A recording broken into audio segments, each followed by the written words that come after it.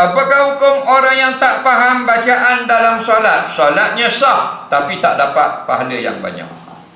Sebab tu dah Allah suruh kita baca, suruh kita faham.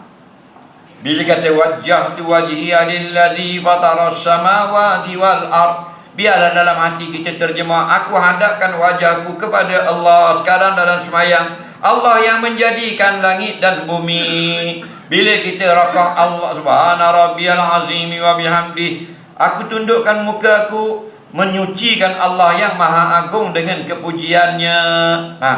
Kita duduk Rabbil Fili, ya Allah ya Tuhanku, berilah keampunanmu bagiku. Warhamni, kasihlah kepada aku. Wajburni, mana-mana yang kurang biarlah sempurnakan diri aku. Baru comel semayang.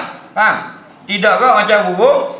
Buruk mana kubah, mayang sah. Assalamualaikum. Assalamualaikum. Tanya dia pun dah jawab. Cina mari pun Assalamualaikum juga. Kenapa? Kerana dia burung warna kubah tadi.